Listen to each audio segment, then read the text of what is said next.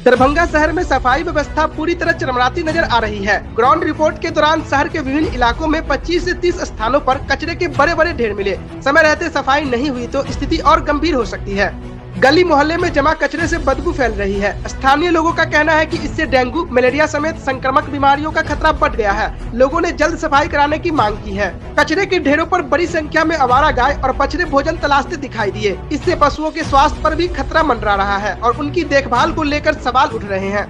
लोगों ने सफाई व्यवस्था पर नाराजगी जताते हुए कहा कि स्वच्छता के दावे जमीनी स्तर पर दिखाई नहीं दे रहे हैं। उनका कहना है कि सफाई कर्मियों की मांगों पर जल्द समाधान निकाला जाए और उनसे वार्ता की जाए। इस मुद्दे पर जन स्वराज के नेता सुहैब अहमद खान ने कहा कि सफाई कर्मियों की मांगों को गंभीरता से सुनकर तुरंत समाधान निकाला जाना चाहिए। उन्होंने कहा कि कचरे के ढेरों पर गायों का भोजन तलाशना बेहद चिंताजनक है। साथ ही उन्होंने कहा कि जो लोग और संगठन गौरक्षा के नाम पर बड़े बड़े दावा करते हैं वे ऐसी परिस्थितियों में कहीं दिखाई नहीं दे रहे हैं। यदि वास्तव में गौरक्षा की चिंता है तो ऐसे समय में आगे आकर अपनी जिम्मेदारी निभानी चाहिए। अहमद खान ने चेतावनी दी कि यदि जल्द कार्रवाई नहीं हुई तो शहर गंभीर स्वास्थ्य संकट का सामना कर सकता है। उन्होंने कहा कि हालात बिगड़ने की जिम्मेदारी सरकार की होगी और सफाई कर्मियों की मांगों का जल्द समाधान निकालना आवश्यक है।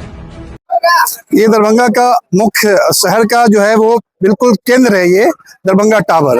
और दरभंगा टावर में आप बता दूं कि इस टावर के बगल में हमारे विधायक जी हैं, उनका घर भी है।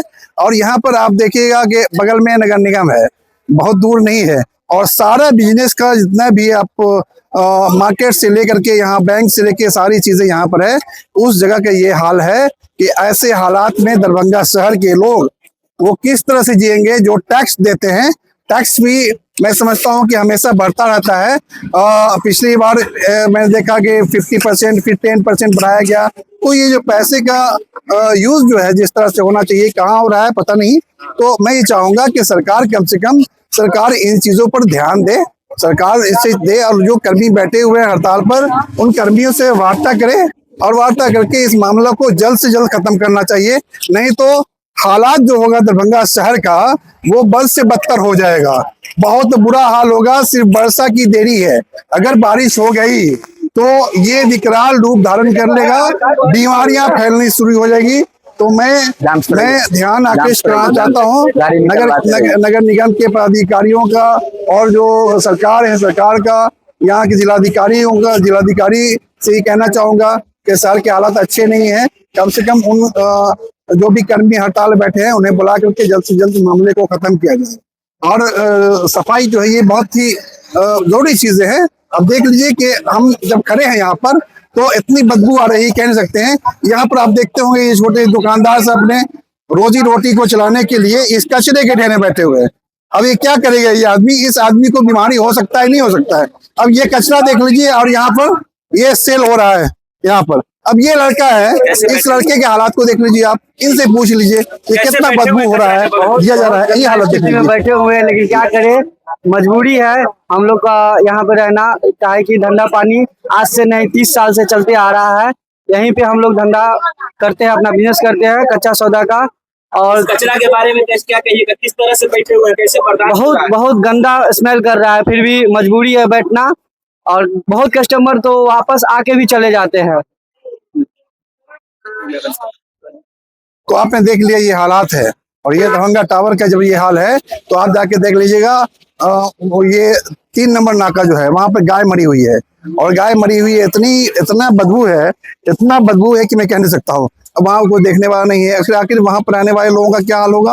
उनके घर में बीमारियां फैलेगी, उसको देखने वाला कौन है? तो मैं नगर निगम से भी और इससे रिलेटेड जितने पदाधिकारी हैं उनसे कहना चाहूंगा कि इस मामले को जल्द से जल्द निपटा करके कम से सफाई का जो ये है मामला है वो क्लियर होना चाहिए। नहीं तो हालात बद से बदतर हो जाएगा। आपके माध्यम से गौरक्षकों से भी कहना चाहूंगा, जो गाय के संरक्षण की बात करते हैं, गाय माता है, माता का हालत देख लीजिएगा आप। यहाँ से ये हालत देख लीजिए कि आप जहां भी कचरे में जाइएगा हर कचरे के ढेर पर गाय खड़ी है। तो मैं चाहूंगा कि इस माता का सम्मान होना चाहिए। इनको जो यहाँ पर इस बगल में ही, इस टावर से बगल में ही गौशाला है, बहुत दूर नहीं है।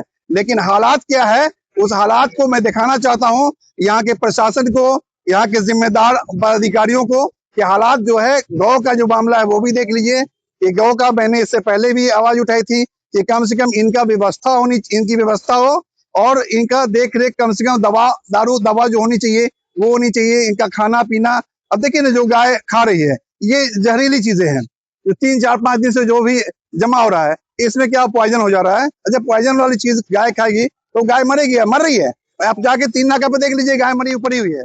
तो ये हालत है। हम ये कहना चाहेंगे कि दिखावे का कोई राजनीति नहीं होना चाहिए, दिखावे का कोई भी प्रेम और मोहब्बत नहीं, धरातल पर काम होना चाहिए।